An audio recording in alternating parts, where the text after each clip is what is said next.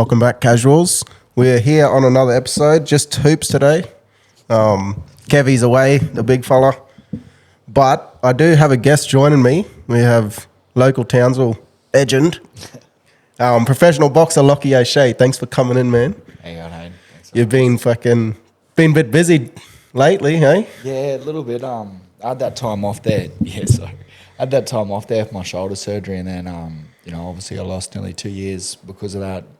And I'm not getting any younger, so I thought come back, try have a bit of a crack, stay as busy as I can. So, looking to get out probably another 5 fights next year. So nice. I'm trying to stay even busier. But yeah. Just got back from Fiji. Yeah. So Good little stoush over there. Yeah, it was it was beautiful over there. It was a bit quiet this time of year too, so it was pretty Yeah, good. yeah, that's what I heard because I obviously just got back from there on a trip as well. Yeah. And I was talking to one lad at the resort. He's been there like 20 times, he reckons, and he's like, "This is the most quiet I've ever seen." I think I was there a week after you. Yeah. And he said it was actually nice though because there's times where you can't even go down to the pool because you can't get a seat, can't fucking do anything. So probably a good time to go over, eh? Yeah, no, it definitely was good time to let the hair down. Yeah.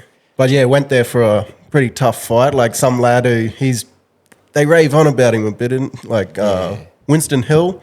Yeah. So he was like an Olympian, Oceania Games champ, all that sort of stuff in the amateurs. And he was 6-0 as a pro, was stopped all his opponents, and old Lachie gets the call up. How did that happen? And what's your sort of mindset when you hear these well-credentialed guys coming through, just starting out and taking on a fight like that? Yeah, I don't know. I like a lot of people, they get the big name and the credentials and they shy away from it. But in my eyes, it's a good chance to try and show what you're capable of. You go over there, no one gives you a chance. You go over there and you give them a good run and that. Everyone's like, oh, fuck, because, a lot of people let reputations and someone's pre-achievements, put them off having a crack themselves. But, if you have a crack and then you beat one of those boys, you got everything to gain, nothing to lose, I feel. So, we knew it was going to be a hard fight, and he's definitely, he's fit, he's strong, and he's he's pretty well rounded in there. Yeah. But so we knew it was going to be a hard fight. Probably fell a little bit behind on the decision, but it's always hard fighting. What'd you lose split decision though, eh? Yeah, So most people who know boxing, if you go to someone's hometown, their promoters putting on the show, everything, if you lose a split decision or get a draw sometimes, it's like you've probably done enough to win, but that's how it goes in the game, doesn't it? I've been a little bit unlucky too, because like you said, I got the draw when we went to Melbourne. So the last one before that, I got the draw there, and then they come back all finished, and they come pull me up outside. They're like, "Oh, actually, we made a mistake." Is that what happened? Yeah. Because I seen it's actually it's a loss on the record. Yeah. But they announced a draw in the ring, did night, they?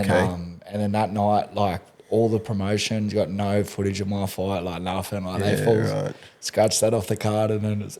That's real convenient, eh? We can't watch it back. There's not a single person in the house had any footage. Yeah, 100%. So, even the commentators, when you watch the fight back, he's like, not sure how this decision's about to go. He's like, I think Lockie's done enough. And, so I've been a little bit unlucky in my last 2, which puts me on 3 losses in a row. But, I feel I still got a good run in me, Watched too many movies growing up. Give up now. I was watching Cinderella Man the other day. You seen that? What a flick! Oh, it's fucking it's a good. That'd be one of Rusty's best, I reckon. Yeah, man, it's a classic, and on that true story too. He just come back. He had a bit of a rough run, and then he come back, fucking goes again, and like you say, you are taking on these hard fights, and people are probably. Do you think people are looking at you now like that sort of half stepping stone fighter? But like you say, if you upset one of them guys, you're right back up there. Yeah, exactly. It's like I'd rather take them hard fights and lose than to come back. If I do a camp and I've taken a camp for a fight, I'm overly confident on. I'm fucking lazy in camp. I want them fights that want to make me try a bit harder. Because if you don't rock up best version of yourself, you're gonna get fucking. You're in trouble. But. So when, a lot of people do take them bounce back fights, we might have one now, see how we go, have a little scratch up fight, then try compete with some of the boys again. But I definitely feel like I'm not far off taking some of them hard fights and then, maybe get that upset there, Ben Horn's had a few runs at the Aussie title. He's Yeah. right up there. You know, he's just a bit behind, but hopefully I don't get grouped in there. Hopefully I can jump back into that competitive side of the boys. Yeah. Wow. So yeah, looking at them last few fights, though, you fucking, well, your last 3 of your last 4. What's his name? Cesar Afakan. How do you say his name? That lad in Melbourne who you got to draw against. Yeah, Caesar Africa. Winston Hill, Joel Taylor for the Aussie title in there. Kenny Aitken, he's going really good too. Like you've been up there with some good lads and pushed them all the way. Yeah, you know, Joel's probably the only convincing loss on there. You know, I feel like them other fights, just a couple of little adjustments. You know, it could have gone either way. Even Joel, you know, I'd probably let the nerves get a bit better of me in that fight, and you know, I just didn't adjust to now. I was just trying to be a little bit too safe, and then he just started running me onto the right hand a bit, and I just didn't adjust with it. So was that just sort of, you know, fighting for that Aussie title? Yeah, I think, a bit overwhelming a little bit. Yeah, a little bit. I remember when I got in there and everyone sort of cheered and that, and then I had this big rush of emotions, and like, you know, rather than embrace it, I tried to just shut it down. I was like, oh, no. And you know, I should have embraced that moment a bit more. You know, you got to go with the emotions. You can't just try and close them off. You know, and that probably played a big part. I got just a bit trapped in my own head then, and I was. It's a fucking hard thing to do, eh? Yeah. Like, do you think getting ready mentally for a camp is harder than doing all the physical work? Obviously, the training's fucking hard, getting up and running and fucking the hard round sparring and all the work you do in the gym. But mentally, it's fucking tough, and it's hard to explain to people, isn't it? That side of the sport, I feel. Yeah, sometimes. No, definitely. You're 100% right. You know, it's draining too. Like, you know, at the end of a big week, on Friday, Saturday, you're looking to just fucking rest and recover. And people like, you know, physically you could probably go out and do some stuff, but just mentally, you know, it's hard to drain yourself in them camps and that. But I find doing the little things right through your camp too, you know, just eating the correct stuff, you know, the extra time for recovery, you know, getting your stretcher in that end, just making sure your nutrition's right, all that. I find the more you do that through your camp, the more mentally strong you will come into your camp, you know. Kobe Bryant's got a good quote. He says, you know, I never got nervous because I did everything right. You know, he's like, when I got to game day, I wasn't like, oh, fuck, I could have done, you know, he's mentally was ready Whereas to if go. you haven't done that work, you're probably thinking, oh, shit, fucking... You got it in the back of your mind, so you're thinking this result might not happen. But he's probably confident every time because he's done the work. Yeah, exactly. You know, so I find, it is a bit hard mentally draining, but, you know, you do all the right things, get there, sort of just builds up that mental strength by the end of it, you know. So it does play a bit of a part, but What else you get up to in Fiji anyway after the fight? Spend a few days there after the fight? Yeah, you know, kick back. Got into a bit of the carver there. Yeah, a few other locals. How good is it? Yeah, cruise around. So got into a bit of that. Just eat a bit of fish and that around. Then cruise around, checked out that Cloud9 and stuff like that. So is that a pretty deadly resort or? Yeah, it's like a little hut thing on the water. Okay. It's like boosted up, like a man-made island thing. Yeah, righto. Still, you catch like an hour boat out there, go drink for the day, and then head back. So, it wasn't too bad. It would have been cool that you actually went there like for something and sort of had them connections going there for the fight, and then afterwards, like, did people treat you like, especially because you gave a good account of yourself? Yeah, like they would have liked you. And a lot of them pulled me up and apologised. You know, they said it was my fight. Yeah, and then they're like, "Oh, sorry for the corruption in Fiji." You know, a lot of them Christian and that, so a bit sad on that, but I did get good respect everywhere after, and awesome. Then they'd pull me up. They'd be like, "That was the fella fought Winston." Feel like a bit of celebrity for a week, eh? Yeah, they're all saying, and then they're like, "Oh, I heard you got ripped off." And they're like, "Oh, fuck." Because he's a pretty big name over there, eh? Yeah, he is. Definitely well known over there, and that's why even before they're like, "Oh, who are you fighting?" I'm like, "Oh, I'm fighting Wilson." They're like, "You?" I'm like, yeah. Oh, fuck yeah. So, that's good. But, by the end of it, they were all super respectful. Yeah. Got a lot of, a lot of good graces on the way out. Beautiful people, eh? Yeah, Fuck, I don't know how they're so, just so nice. Just cruise around, hey, bulla. Yeah. You get half sick of saying it, eh, after a while. Bulla. Fucking hell. Everywhere you go, eh? It's good. I did enjoy it. You have a good time over there? Yeah, man, it was good. We didn't do a whole heap, to be honest. We just fucking kicked back and relaxed. Just sort of much needed time away from work and fucking the busy year that I've had. So very but yeah, it was good. Really good time away. good to let the hair down. Yeah, fucking oath. Yeah. But back in town for a bit, eh? Oh, just a week or so. I'll probably take off this week just while I got some downtime, and then I want to just keep fit and active over the holidays here, so that way, as soon as next year rolls around, I'm ready to go again. Like I said, I want to have that pretty active. Yeah. So yeah, it's You enjoy coming back home? Yeah, I do. I love coming home, mate. It's pretty casual here. Yeah. Been because you've Lachie's. When did you move to the Gold Coast? Been based down on the Gold Coast. Yeah, 4 years now. 4 years. Yep. Yeah, so a little bit. Feels like ages, but Yeah, it does. To be honest, I thought it would have been longer than that. Yeah, no, it's only been 4 years. Yeah, so that's fucking lots happened in that 4 years. Yeah, but Townsville hasn't changed. Yeah, nah, not too much. The last 12 months it feels different, but it's got like a different energy when you come home. You feel like things are starting to happen here. There's money bouncing around the city now. Yeah. So it's good to see some stuff changing here. Yeah. Well, I hardly go out, so I haven't seen any of that. Yeah, but fair, but yeah, no, there is some good stuff going ahead down the city area. I've been laughing. I'm on the the Everything Townsville page. Yeah. Bunch of whinging bastards. Yeah, you do get some good stuff every now and then. Yeah, 100%. And because you see all the Southerners that have come up here, like get on there and try and whinge about stuff. Yeah. And you see the Townsville locals, fuck off. Go back home then, cunt. Fuck off. They're like, I had to wait for this. And they're like, well, fuck off, cunt. Wait, I was talking to someone yesterday at the gym in the sauna, and they only just recently moved to Townsville, and they were talking about like how hot it's getting. I said, oh, what? Like they hadn't done a summer here yet. Yeah. Imagine that. Cunts come up in like April or May. They do winter. They think, oh, this is the best. Yeah. Where else would you rather be? And then it comes to summer, and they're just hating life. Like they just fucking can't believe how ridiculous it is. Yeah, man. I'd stop coming back for summers when I was visiting. Yeah. And then I made the mistake of coming back last December. And I was like, I remember I just got out of the car, I was just ripping Like I was going to the pubs looking for all the air cons. And I was like, yeah, only go to aircon pubs with cold beer, the coldest beer on tap. Yeah, 100%. I like come home, I was like, holy God, I just sweating from my forehead. I was like, fuck, I forgot. It's fucking warm. But obviously born and raised in Townsville. Talk us about fucking growing up as a little hearted. Like you had a fair few troubles that you've spoken about growing up and that. Yeah. And remember you 1 year, 2 years younger than me at school. Year younger, I think, but fucking used to rock up, little madman. Hey, little hearted cunt rocking up to parties and talk us about your days growing up in Townsville. Yeah, sometimes you just don't know better, it's funny because it's that weird population here where it's so small, like, you got the kids from bad homes, the kids from rich homes, all that, all squished into like the same house parties and that.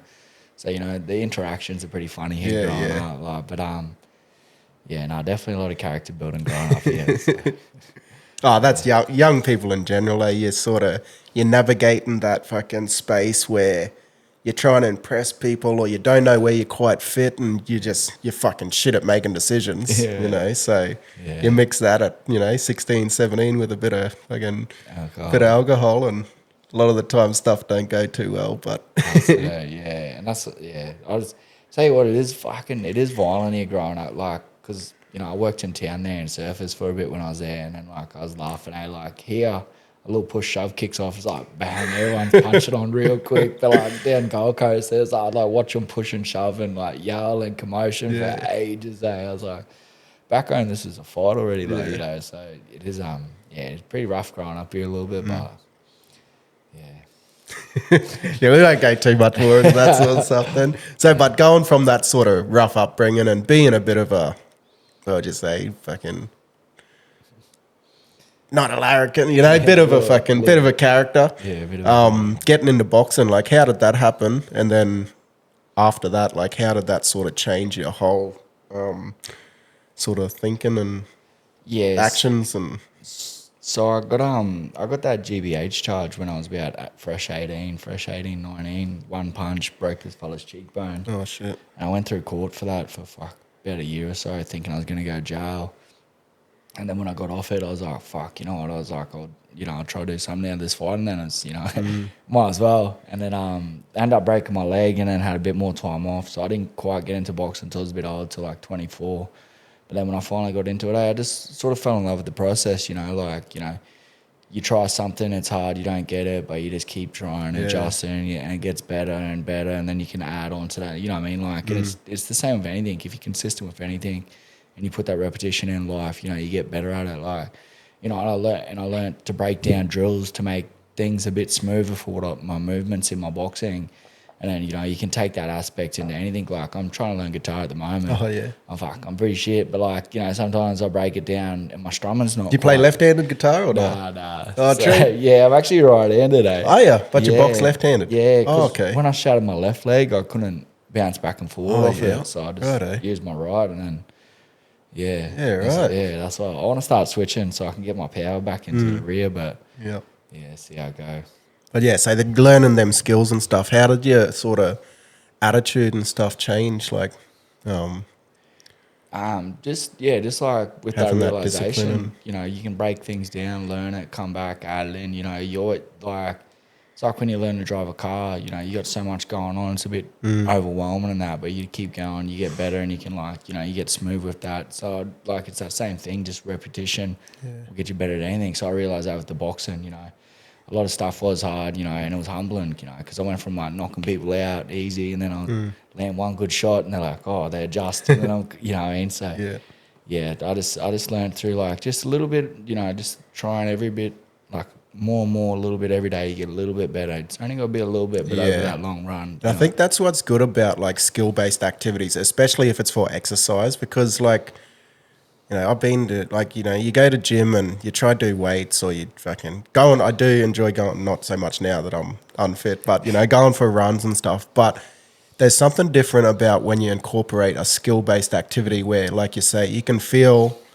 every day, or might not be every day, but every week, you actually see improvements. And then I feel like that's what's so addicting about, boxing, any combat sports, jiu-jitsu, all that sort of stuff, because you actually feel the process, it's working. And and it's engaging, like, like you're saying with the weights, you can zone out, go through the same mode.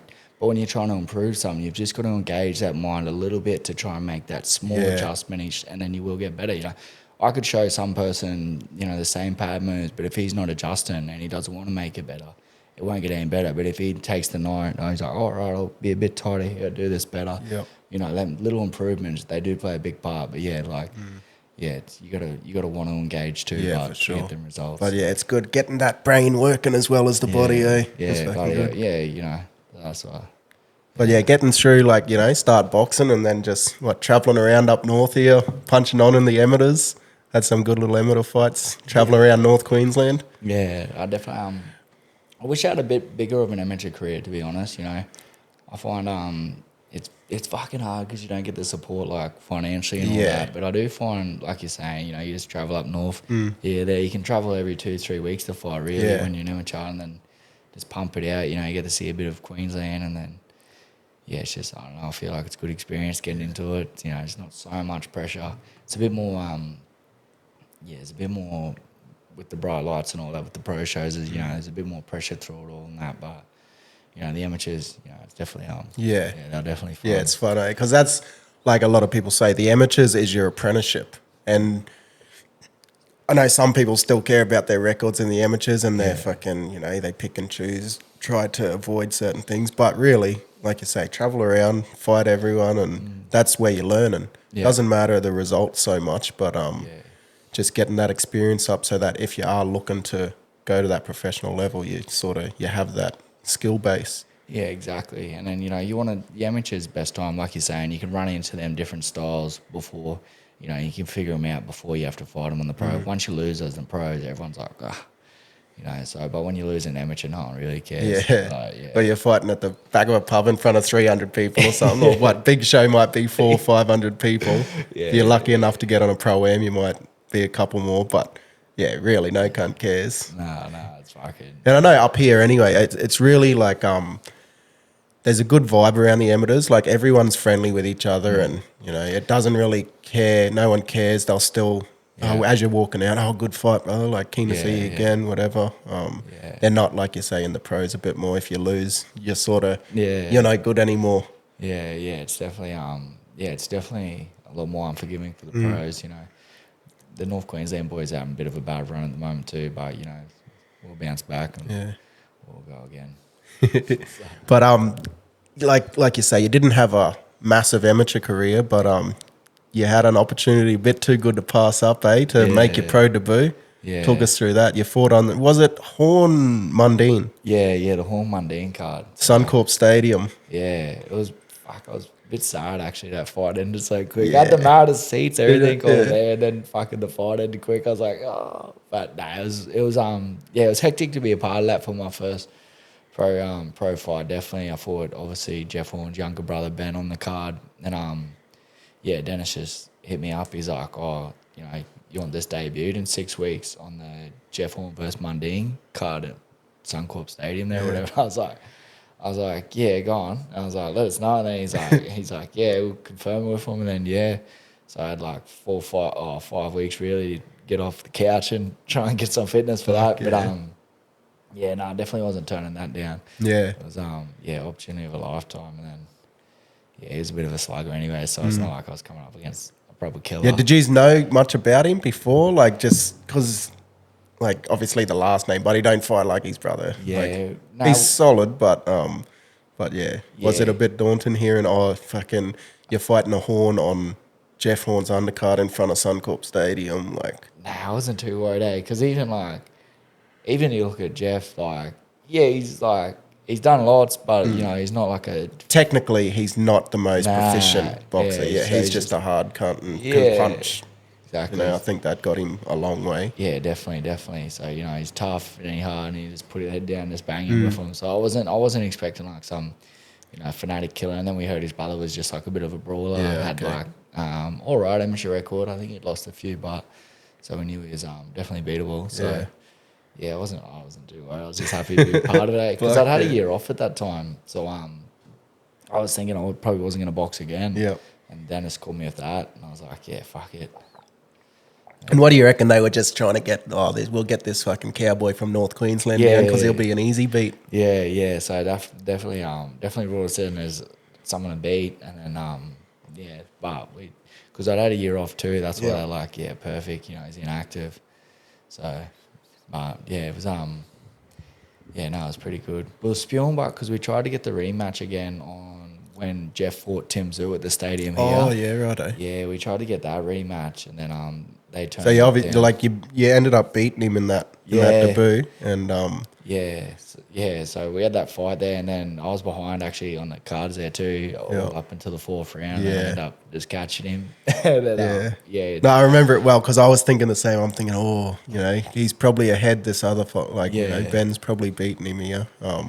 Probably won most of the rounds, to be honest. And then you just fucking clip. Good night. Yeah, that was the right end too, because I threw in the left, and I've like just switched stance and kept coming forward a bit, and he just hit the rope, went that way. Oh yeah. Let's do a big right. Yeah. It was a bit wild, but got the job done. Yeah, so I was like, hey. And then from there, like that's like perfect way to kick off. Big stadium fight. Like, how did you feel going from there? Because you obviously had to go not backwards, but you went back to the smaller shows and stuff. Like, what was the sort of it wasn't too bad, because like I get anxiety with the big shows and that, so it was good to have like that big show and then come back to little ones to try and get a bit more comfy with the little shows and that. But at the end of the day, like because I built into it pretty good by the time I was like fighting, had a few fights, but then after that 2 years off, I come back and it was just like having my first fight again. So you know, it's always But it was it was good to get that big one out of the way, and then all the other ones I fought on were a little bit less daunting, you know. So. But I got heaps of backlash anyways from that first one. Did you? Yeah, everyone was just calling us two scrappy brawlers from the pub and all that, and I was like, that's it's true. Like, jump in and do better, cunts. I was like, that's where I started. Yeah. Well, how do you find that? Like, there's so many people that fucking jump. This weekend's been the worst with Tyson and Jake Paul. Like, everyone turns into a fucking expert. you've probably never watched a fight in your life, but you know, there's fights on TVs, and they just want to comment everything. Yeah, boxing's definitely got the most couch critics, I reckon. Yeah. And then we're unforgiving, like, you know, Tim Tszyu copped it pretty bad there the other week. Everyone's fucking loving him, and then boom, lost that second fight again. Everyone's like, he's fucking, you know, it's like everyone's on your team when you're winning, but then they just turn on you. I actually, funnily enough, I got a rough little thing here that I'm going off. We've already deviated a bit, but that was going to be one of my next questions, like when people treat you different from if you win and if you lose. And obviously starting your career, big exposure, winning that, causing an upset, like everyone would have been, you know, riding you hard. Yeah. And then, you know, you went all right at the start, and now you've been up and down. How have you felt? Because like you say, we see it with Tim Tszyu and fucking all these other fighters all the time. But personally yourself, like you would have experienced that. Everyone wants to be your best friend when you're winning, and 100%. The one I'm getting at the moment, because I've had them like, you know, them 3 losses in a row now, is like they're like, oh, are you still gonna fight? True. That's good. I'm like, well, what else am I gonna do? Like, you know, it's a bit early to pull up down the pub now, so I was like, you know, fuck, but like. Yeah, no, definitely. You know, if I'd have been winning, you know, and because people, not everyone like full watchers, but they'll go off like the headlines. So you know, you're not watching these last 3 fights, but you've just seen I've lost 3 times. You know, that whether how close they are or not, their brain doesn't, you know, comprehend that. So in their mind, I'm just like, you know, if you watch the fights, 2 of them, one was a draw, one was a split decision, you know, and then good competitive fights. You it's know, not like you're getting fucking bashed up every fight. And then, so, you know, they just go off that headline. They're like, oh, fuck, it's good. Like they, you know, but I can hear it in their voice. I had someone. He's actually one of the trainers come on the other day. He's like, oh, did you lose your last fight? He's like, oh, well, hopefully you win your next match. I knew it was getting like a bit condescending. Yeah, type 100%. And I'm like, man, you're a trainer for a gym around here, like, you know. Yeah, righto. You know, but like, you know, so everyone has that little stab at you where you're down. But, you know, at the end of the day, I feel I got one more good run. So it doesn't, like, I try not to let that outside stuff affect too much of my opinion what's going on. You know, like, you know, if I'd have, you know, got that Melbourne show and then had won this last one, you know, I'd have people cheer me on. Yeah, for sure. You know, but because I've got them, you know, 3 close losses, you know, but it's all right, you know. Like I said, just a little bit better next time. And people don't see the caliber either, do they? Like a lot of people fucking, because people don't really know they only know the couple of high profile Aussie boxers. They don't know the local domestic level scene and who's good, who's shit. Yeah, exactly. So they don't see, like, you might have lost to Ken Aiken. They'd be like, oh, who the fuck's Ken Aiken? But he's a fucking really good domestic fighter, you know. He's Afrikaan and like the Fijian guy and that. Like these are Joel Taylor. They're top class domestic fighters. Yeah, 100%. But because no one else would know that, they're just saying, oh, you keep losing. Like, find something else to do. Yeah, 100%. You know, you reckon what else would you do, you reckon? I don't know. Nothing. Maybe youth work. I'm still trying to sort out my blue card now. And then hopefully that, you know, until that door opens up, I'm just cruising at the moment, you know, just trying to get myself a bit better, I guess, a bit more running better structures with myself, you know. So, you know, what's the worst or like funniest little thing you've gotten from someone, little dig, like going back to you know, when cunts are saying shit after you lose or in the comment section and stuff like that? Actually, I had... Other than fucking scrappy pub fighter. Yeah, I get that.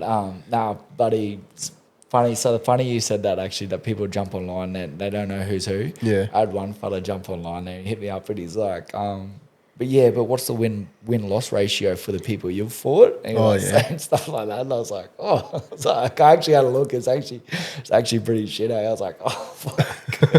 I was like, oh, well.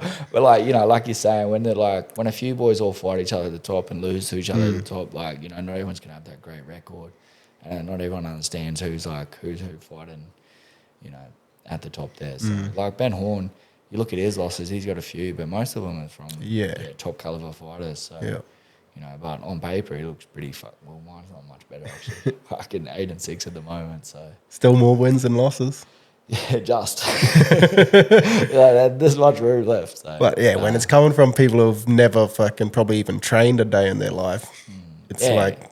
That's why I just don't worry about it. And then like I know what my life looks like if I was just sitting at the pub and like, you know, I'm a bit more rowdy. You know, it's all right for, you know, some people, they can have a quiet drink, you know, every day and they relax and all that, but I get a bit rowdy, so you know, that's the Irish, eh? Yeah, it must be. So I try not to have that too much, but so what? Just training keeps you off the piss and keeps you from fucking carrying on down the pub. Yeah, pretty much. Just like keeps me a bit more level-headed. It's weird, eh? That's good, man. That's fucking. It's good that you've found sort of that focus in your life that you can do that. Yeah, and like, you know, because I come back here and everyone's like, "Oh, he's a pisshead," like, but I'm back here on holiday. In my mind, I'm on holiday, so I'm just letting the hair down here. But I don't drink at home. Like when I'm back in Gold Coast training, you know, no weekends out, nothing like that. Just train, stay low, sort my meals out. You know, pretty much focus on recovery. Saturday, Sunday, you know, do the ice baths, hot baths. Yeah.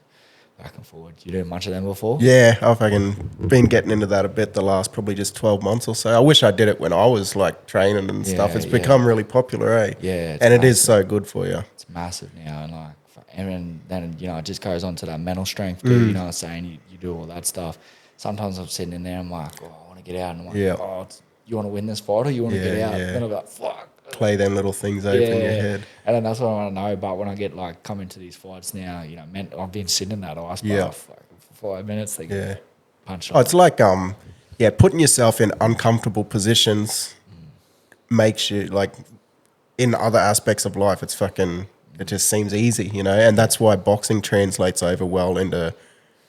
Is it real life, everyday life, I suppose, because it's like you face challenges every day, so. You know, you come up with fucking some little inconvenience in life and it's fucking, it's not as big an issue because you've faced challenges and like you say, ice bath, that can translate into a fight. There's so many things and the way you look at it. I think me and Kev have spoken about like traveling and solo travel, being in uncomfortable positions all the time. That has helped in everyday life. But it's just your mindset, the way you look at things. But I've gotten into the ice bath a bit lately and like you say, fighting them little battles in your head. I think I might have spoken about this early on with Kev, but I'm a bit of a competitive cunt. And like I started doing real long times just because someone would jump in just after me and then I'd just wait till they get out. And then someone else would get in and I just wanted to be the last one in there. So I ended up doing like 15, 20 minutes sometimes just because I wanted to be the last cunt in there. Like, you know that story you heard Tyson Fury talk about him and Klitschko in the sauna back in the day? I definitely. You see that all the time, even in like the saunas and that. You see someone you get in and they're like, But I love that little like just because I'm not, you know, very like I'm not competing with shit anymore. Having them little battles with myself, still being able to sort of have that little competitiveness with myself and playing golf and stuff. That's how I get my competitiveness out now, I feel. Yeah, buddy. You need something, or otherwise. Yeah, you do. You got to let, some sort of outlet. No, definitely. What do you think, like what's been the best thing for you, do you feel, moving to the Gold Coast? Honestly, it'd be the fresh air, so I find the problem with growing up in like a little town like this is everyone holds like certain people to a certain image. You know, if you grew up like the little skater kid at the skate park, everyone calls you like the skater boy for, you know what I mean? Like here we label each other and hold each other to a label for a lot longer. Whereas like in them bigger cities, like if you don't know anyone in that, like you're free to like reinvent yourself. You know what I mean? You don't have people holding you to a certain image, you know, it's like, you know, fresh start sort of thing. So you can go down there. So I definitely think reinventing myself down there was like, you know, a good move for me. You know, I got to, like a lot of people down there, like, you know, they talk to me and they'll be like, oh, nah, you're a little Christian boy and all that. Like, and I'm like, yeah, mate. You don't drink, you don't go out, you do nothing. Just like nice, polite to everyone. They're like, oh, no, you wouldn't do anything like that. I'm like, you know, like, you know, so it's... Yeah, Townsville is a weird place, because it's like, it's small enough where, like you say, people know each other enough, or you know of someone, and like you say, if someone's made an opinion of you from stuff you've done in the past, or a group you used to hang out with when you were fucking 14 or 15, and they still look at you like that, and they hold, and then it's like, that was 10, 15 years ago, like that super like people don't forget. It's like it's like so that's why I think like that's what's good move with the big cities is like, you know, you can reinvent yourself a little bit but like on one hand it's good too to grow up because then like the other thing is you kind of got to own your shit here. Like you can't just get around doing shit. Like you do something to someone, everyone here knows. So you know, and you gotta own your shit here, and you either gotta like take you know, own up to what happened and what you did, apologise, or like you just fucking having awkwards with some kid around. You know, so it's small like that, but it's different. It's good growing up here, but I reckon. What do you fucking chill out at the beach there, sure? Do you live near the beach? Nah, not too close, a little bit away, but it's fucking so hard to park at the beach. So, true. Yeah. I haven't been to the Goldie in a while, actually. Me and Kevy are going to come down for that big the podcast Royale next year. I think it's in April. Yeah. Fucking late April. We're going to come down for a couple of days around then. Where's that at, you reckon? It's at the fucking convention centre, Gold Coast Convention Centre. Yeah. So they did it this year, sold out in like fucking couple of hours. Yeah. None of the cunts can fight. It's all just lads on podcasts. Yeah. And they're doing it again next year. And same thing. True. I think the tables sold out in an hour. Yeah. We're waiting for just the general admission tickets. Yeah, but, we're going to go down there. Jimmy Judge is down there now, I think. Is he? He just moved down. I don't know if it's Brizzy or Gold Coast, but we're going to catch up at the fight with him. Yeah, man. A few lads down there now, eh? Yeah, fuck. He's eating challenges down there. Yeah, hectic, eh? Have you been watching his stuff? Fucking hectic, man. He goes hard, eh? Yeah. But no, I'll hit you up when we're down there. We'll fucking catch up. Yeah, sounds messy. Go to the beach or... Yeah, we can come to the gym there and do some sessions and that. We got we got a pretty good setup at the gym there, so... And career-wise, moving to Gold Coast was obviously a big positive for you as well. Massive, eh? You know, I was lucky to get into my gym too. You know, my trainer's very, very like professional. You know, in how he approaches, you know, boxing and life. So you know, because you know I'm a bit fucking easy going. So you know, to have someone to sort of put me more on a bit of a professional path of how I approach things. Has played a massive benefit for me. So training under my trainer Stephen S, What's some examples of what do you mean? What it just down the line, like you have to be doing certain things to train there and stuff, or what? Yeah, a little bit. So I've been kicked out of the protein a couple of times here. And there. Yeah, this one Christmas party I got cut off. And because I'd been playing up a little bit, he's just like, nah, can't. He's like, till you get your shit together. He's like, first of all, you got to get your weight down and get back to training properly before you can even. I was like, right. So stuff like that. But even just like the other week, I was having a big week, and we do this it's called a novice introduction class. And before they can do our novice class, you'll do a basic skills. They teach you stance, how to step, how to throw a jab, 1-2, how to step with the jab, and then step with the 1-2. And I run that class about twice a week. And we had this fella come through the other week, and I was in a bit of a mood. And then we had this little chink, and then and then wasn't much said in that, but old mate really just had a little standoff sort of thing, and then old mate's like, fuck this left and all that. And and then I told my trainer, normally people are like, oh fuck him, but he's on my shit. He's like, yeah, all right, mate. He's like, and he's like, you're having a bad day. He's like, he might have been having a bad day too, He said, then you've let this, so he pulled me up and he's like, I understand you're having a bad day, mate, but you want to be a trainer.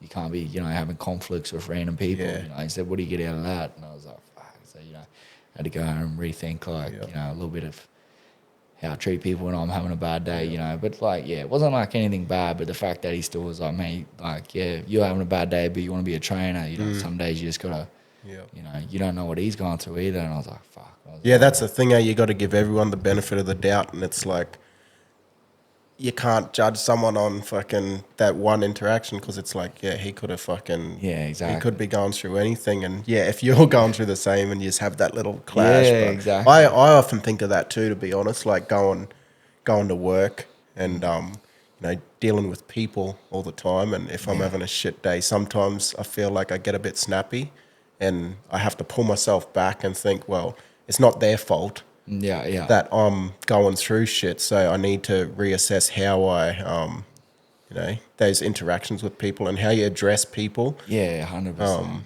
But it's fucking hard sometimes. If you're having a kind of a day and someone fucking wants to chirp up at you. Yeah, that's it. But that's good that he sort of he can hold you accountable on them things, and you obviously have such a good relationship where you're like, oh shit, okay, you're right. I need to. Yeah, 100%. Like, rather than just fucking blow wind up my ass, but like, oh, fuck him, he could have been, he's like, all right, he might be having bad days. Like, but if you want to be a trainer, you wanted to help people, he's like, you got to jump over that, So. And because a lot of people go to the gym to get that frustration out. Like, they're having a shit day, so they want to come there to release that energy and feel good when they leave. If they're coming there and then leaving worse, it's probably not good. They've just had a run in with this fucking trainer. It's like, right, you giving cunt. And then what? You've got like a little fat squad, hey, as well. That's like what the NRL. See, fucking West Tigers are dropping 5 players or something because they all come back from the off season and didn't meet targets, and they're all getting fucked off. I think. Yeah, you've got a similar sort of process. Oh, sort of. We got like a little bit there. That fucking. We got this one fitness challenge. We only got a couple of pros at the gym at the moment, but it's this treadmill challenge, and you got to get like over 20 to be in the fight team. Oh yeah. Yeah, mine goes. But it's fucking hard, man, because you go 5 minutes on level 11, 5 minutes on level 12, and then every 2.5 minutes you just go up a level until you finish. Oh, until you hit. It's just till you go until you stop, sort of thing. Till you fall off the fucking jetty. Yeah. So, but like once you get to like 20 minutes, you're down to like fucking 4 minutes or 3 minute 40 Ks. And it just gets lower and lower. So, after like 22.5 minutes, you're trying to like do a 3 minute 30 split. And is this usually when you're just coming off? Like, you might have had a week or 2 off after a fight.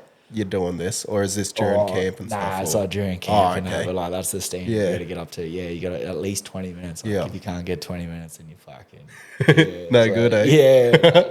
Oh, that's fair. Yeah, when I first rocked up, I was like to Jacob, I was like, oh yeah, we'll do that. He's like, yeah. I'm like, you got a bucket? He's like, yeah. Well, I'm like, oh, in case I vomit. He like laughed at that. And I was like, did you vomit? Yeah. I was like, no, where's that bucket? He's like, oh, all right. I got like 13 minutes in, and I was like, oh. I could see him looking at it. He's like, because I didn't really know him then either. He's like, it's like, he's laughing. He's like, this can't be for real. Like, just rocked up to the pro team from Townsville, just fresh to Gold Coast. Fucking, it's like 82 kilos, unfit. They're like, this guy rocked up. You're pretty close with them lads now, but So I live with Jacob. Oh, do you? Yeah, so me and him housemates, me, him and his missus, and he gets into it. He turns 30 soon. So does he? Yeah, right. Yeah, go back, have his What's 30th. he up to? Is he fighting or? Nah, I don't know. You ask him if he's retired, he'll say no. No one's ever retired, eh? Yeah, that's it. He's just on standby. He's thinking about training up, and he wants to go over to Mexico and fight. So, okay. Yeah, I don't know. That's what he's Random. decided. Yeah, fucking good on him. He just wants to throw down some Mexicans, get into it. So because he loves that inside fighting too. Yeah. So, big tall cunt, but he loves just sitting on the chest. Eh? Yeah, fucking entertaining. I love watching him fight. Yeah, he just got such a tight guard, just catch counters, everything.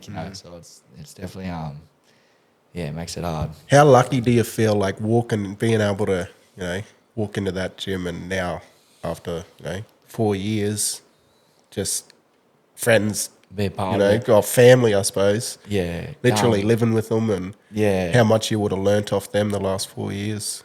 Yeah, honestly, like I was saying before, I couldn't imagine if I had went to any other gym. There's good gyms in down there, don't get that wrong, but I just feel like I just moulded well with here. Me and Jacob get along. It's about personalities, eh? Yeah, me and Jacob are very get along with a lot of stuff. Very both easy going, so just cruise around. And then his dad, we're nice and close, but he still keeps me to a professional manner. He doesn't ever let point where he's like, this lets me, like, he pull me up all the time, be like, oi, fucking sort your shit out. Not just because, now you're good mates with my son and you live with him and you've been around a bit, let you slide a bit. Still fucking hold you accountable. Yeah, 100%. So, I fuck up, he'll be on my back. And it's good on my back too. It's not like fucking rouse me, but he'll just be like, oi, what are you doing? I'll be like, oh, yeah. Like, I'm like a little kid. You just got to put me in check just a little. Not too much, but just a little like, oi. Oh, yeah. Yeah. No, that's awesome. I have noticed that, though, like, that you form that really good relationship. And like you say, there could be the relationship between, like, a coach and a fighter is a strange one, isn't it? Yeah. Like, and especially because, like you say, there's a lot of good gyms down there, and maybe someone, I'm not saying they are, but there could be a coach who's better technically, or, you know, they might know more or fucking know more people, but you don't connect with them.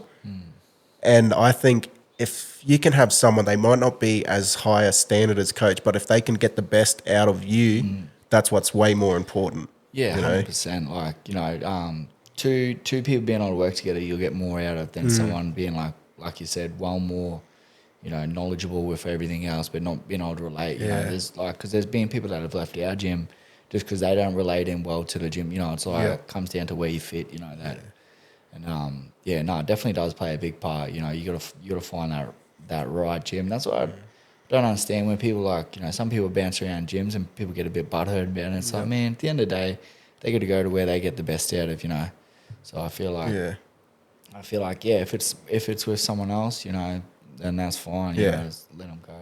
Definitely. Because you hear you hear of it a bit. But in all sports too, I think the best coaches are the ones you hear, the players or the fighters or whoever, they want to play for that coach. Yeah. Or fighters, they'll do anything for that coach. Yeah. Whereas if you don't have that connection, you're not going to push that extra little bit, or, you know, you can't get the best out of them. 100%. So it's fucking pretty lucky that you found that straight up. Yeah, thank you. 100%. Like, because at the end of the day, especially when you're fighting, you know, you come back to your corner and there's this much of adjustment to make. Yep. And then you've got to believe that what he's telling you is that right adjustment. You got to trust him. Yeah, exactly. Yep. You know, you go out there, you start getting hit again. I remember actually, this is where I like fucking started trying to, you know, I don't always listen to my coach much, but I try to. And I remember when I was fighting David Chan for Queensland title, I come out, he's like, you got to use your jab more, you got to use your jab more. I'm like, yep. I come out and I threw like double jab, fucking slipped, got hit with the rear counter.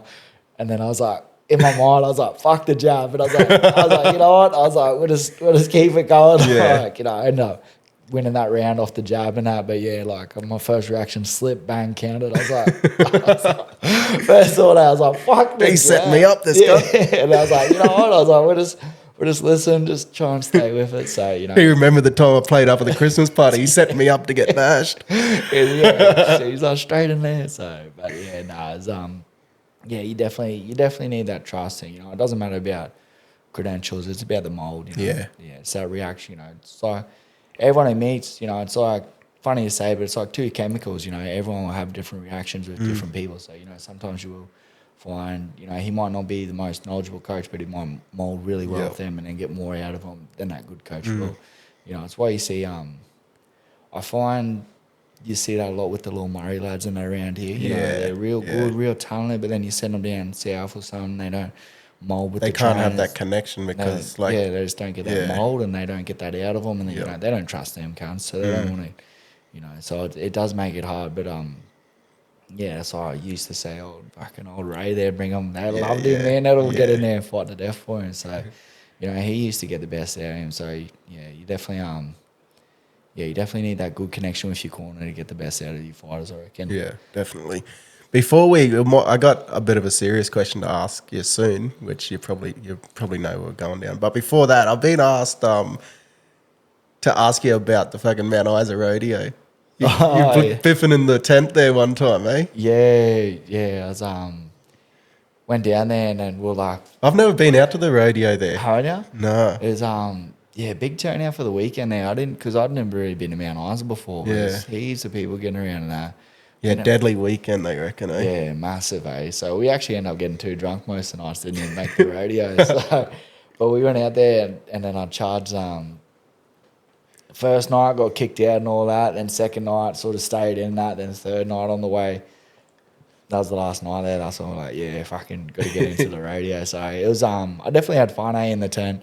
I definitely want to go back and do it again. Probably a bit more, a bit less drunk, but like a bit more of a show because it's such a rowdy little environment there. It's like, it's good. Have you fought in the tent before? No, I've been and watched a couple of times they come up here to Townsville. Yeah, they get it. Yeah, they get into it. Like you know, the atmosphere there's pretty mad, I reckon. So, but I'd definitely love to have another little play in there before. Go back. Yeah, it's always a good show, eh? Yeah. Like, it's pretty crazy that that's still going, eh? Yeah. The fact that they can just get cunts out of the crowd. Yeah. And it could be a killer, like when fucking Isaac Hardman jumped in and bashed that cunt. Yeah. Or it could be someone who fucking literally knows nothing. It's like it's such a random environment.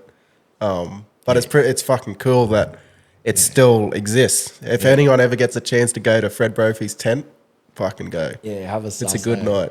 I still remember the fucking one of the nights I was there. There was this big like, I forget who he was, some big like half muscly cunt carrying on, saying he's the best fighter there, and you're like going on this, gets stopped first round, like just like absolutely like was shit. And then they're like, well, was anyone going to jump in and have a go? And I remember this little cunt, they called him Bulldog or something. He had his cowboy hat on like that, could barely see, like looking. And he would have been like fucking 5'8", only short. He's like, looks around, no one's putting his hand out. Oh, dude, like, this little cunt come in, just tearing in this big fella, like. Them little ringers go hard, but just a little cowboy, and everyone knew who he was. They're like, yeah, Bulldog. He just fucking Bulldog.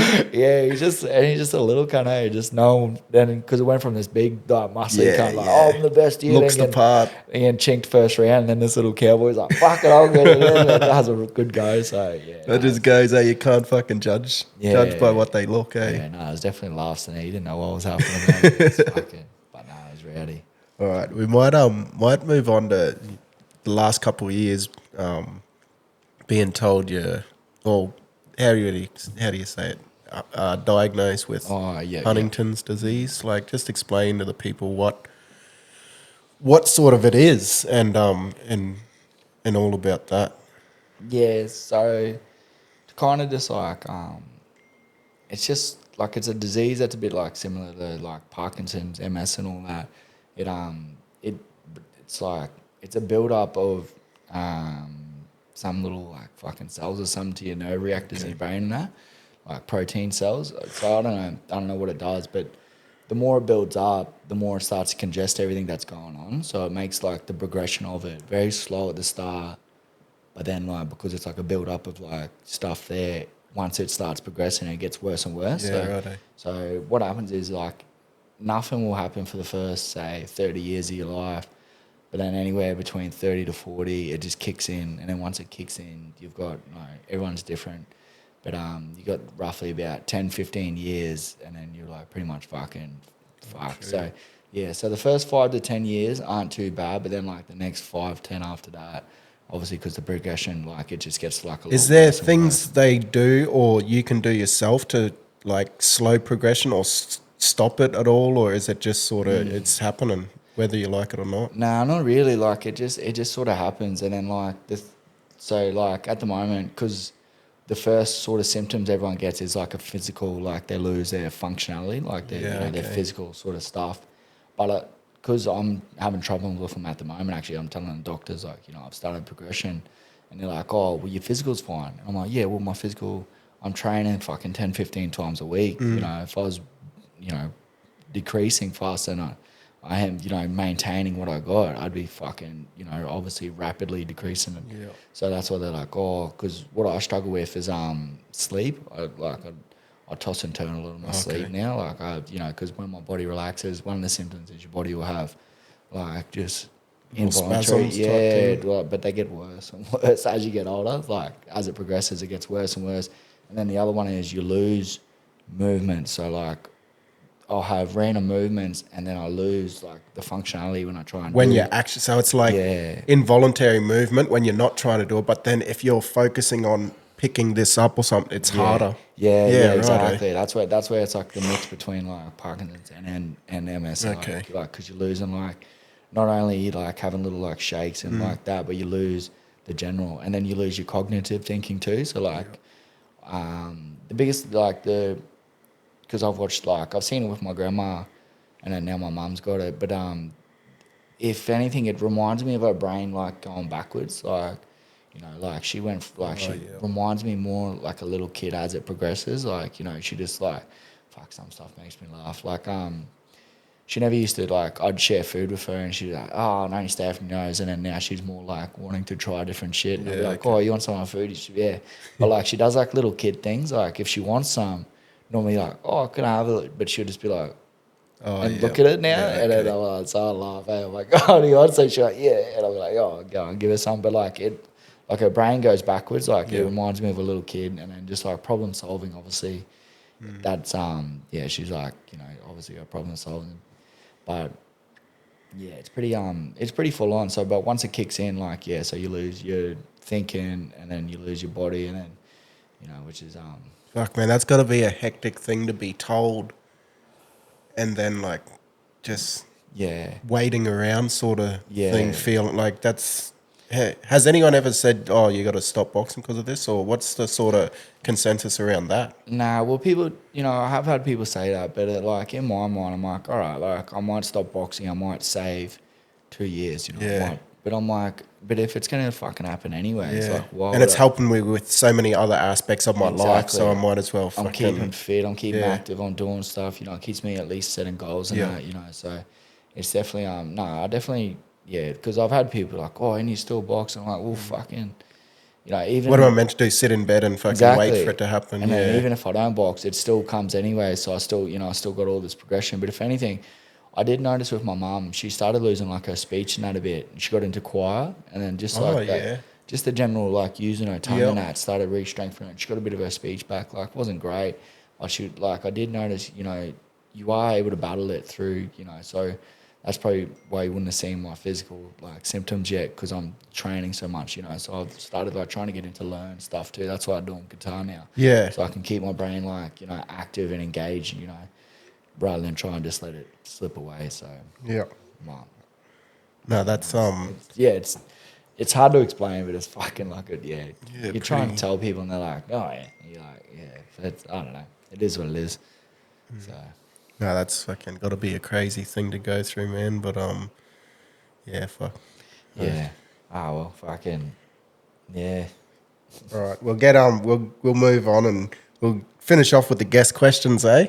Oh yeah. Who's your favorite ever athlete?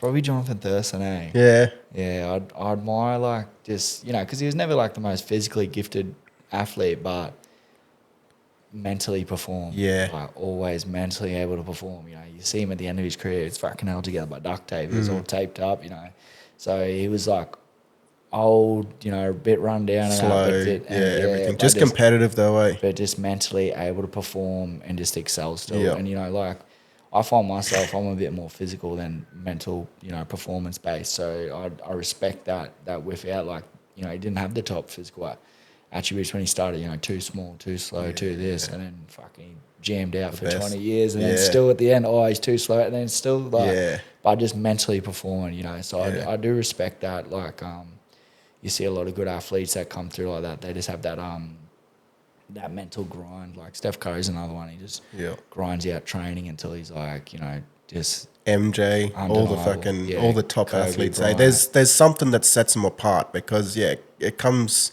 a time where everyone's fucking good athlete at that top level. Yeah. But how are you going to be different? It's the ones who are a bit fucking, a bit cuckoo, or they got something mentally that's just way stronger. Yeah, they can just see past today. And they just don't flood it. Like, there's a thing on MJ where he talks about all the missed shots he's had, but no one remembers that. They just remember all the ones he made. But but he remembers them lost, but he still pushes through, goes through, and that. It's even like I forget who it was. It's I think it's Nadal, one of the tennis players, and apparently his win record for points was like 60 or 70%. He's only just winning over every second point, but because he never stopped and like sat back on the others, he just kept playing through. He's always just and the same thing. He's one of the best ever. Yeah. And then just because he just always looked forward, they just don't. Yeah, like they just. I don't know. They just like it. It's admirable the way they just like always just go forward and they just keep jamming. So JT the man. Yeah, definitely. If you could only eat one type of food for the rest of your life, what would it be? Is that like cultured or like anything? Whatever you fucking want. Maybe Chinese, eh? Yeah, Chinese. It's always got that good mix, eh? Chinese, that's fair. We actually did I think last episode or the one before, we did a top 5 Asian cuisines. Chinese was up there. It's just faithful, old faithful. Fucking oath, it's hard to go past, eh? And it's pretty wide range too. Yeah, Chinese. He used to mix it up. Right. What's the most awkward or shittest situation you've been in? I don't know, eh? Don't get awkwarded out that much. Nah, I'm awkward all the time. That's why. So one don't stand out, eh? Yeah, every day of my My life. whole life's an awkward situation. Yeah, man. I get shamed out walking past fucking red lights, all the cars standing. Oh, Think every cunt's looking at you. yeah, they're just fucking minding their business. Fuck. But yeah. Nah, honestly, don't know. Yeah, no, nothing fair that enough. stands out. What's something you're not good at other than guitar at the moment? But you're going to be deadly in 12 months, eh? Yeah, hopefully, simply guitar. Nah, probably spelling, eh? Spelling. Yeah, I'm fucking shocking at spelling. And it's not, because I mumble too, so I can't like sound it out. I'm like, how am I meant to sound it out when I mumble? Yeah. Like, I'm pronouncing it wrong. Sound it out As like, long as they get the point, eh? yeah. If you get your message across, who gives a fuck? Find myself using that little, that little fucking mic in the corner. Yeah, I do that all the time, man. If there's a word, like, I'm trying to spell it in a text, but then I'll just say, fucking... Yeah, it's easy, Even sometimes my phone's like, what are you saying? Yeah. All right, what's something you are good at that people might be surprised by? Hidden talent or fucking anything. I don't know, fucking. Yeah, no, I don't know. Yeah, not sure. Nah, fair enough, man. Some of these are fucking hard. Like, people get stuck on these all the time. Yeah. But that's why we ask the hard-hitting questions here on the Casual As podcast. Yeah. What's your favorite album or like a current album or artist that you're pumping at the moment or all time? I don't know. Maybe Kanye. I've been getting back into it. yeah. Yeah, I started listening to some of his old stuff. Before he was a weird cunt, he was the man, eh? Yeah, Fuck, he was before good. went Yeezy again. So, back in the day. I don't mind some of his old stuff. So. Yeah. No, his old stuff was good. I seen Kanye when he was headline at Big Day Out on the Gold Coast. Oh, yeah. Would have been a year or two after school, so probably 2010 or 11. Yeah, it was sick, bro. Yeah, Fuck, it was good. He can perform, man. Yeah. Kanye, good one. And what's your favorite quote or motto that you try to live your life by? It'd be this random one I seen one time at the school when I was over in Canada, but it's shoot for the moon, and if you miss, at least you're on top of the stars. Yeah. I find like, depending on your perspective is what that means, but like I find if you just have a crack, you don't know where you land, but at least you'll be somewhere different. Like that's how I take it. Like, so with the boxing, I might not be winning world titles, but I've gotten to a better situation by just having a crack doing something. Comes down to like, am I happy to stay here or I just keep shooting? Why not? Aim high, and if you get fucking halfway there, it's better than aiming here. Yeah, exactly. And fucking getting there. If you aim here and get fucking halfway, yeah, exactly. you're in a better position, aren't you? Exactly. So just fucking having a bit of a crack and just getting out there doing something. I find not enough people do these days. That's good stuff, brother. No, that's awesome, man. We might wrap it up on that. Thanks again for coming in, bro. Fucking appreciate that. All the best with with your fights coming up and with the other stuff you're battling and that too, man. Like that's fucking. It takes a lot of courage and stuff to be out there, fucking living life with that, and still fucking living. Nah, good on you, bro. If anyone wants to reach out or fucking follow your progress, where can they find you? Probably just on my fucking Instagram at the moment. I'm about to start getting a bit more active with my boxing one. Yep. Try to do it properly, because I want to start doing some programs now online and that, so I'll start getting a bit more into that. So just Lachlan O'Shea or Slick Rick on my boxing. Lachie O'Shea at Instagram. Give him a follow, guys, and keep up to date with hopefully a big 2025 in the boxing game, eh? Work his way back up there. Yeah, should be good. Awesome, man. All right, thanks for listening, everybody. We'll catch you next time. Peace out. Thanks, eh?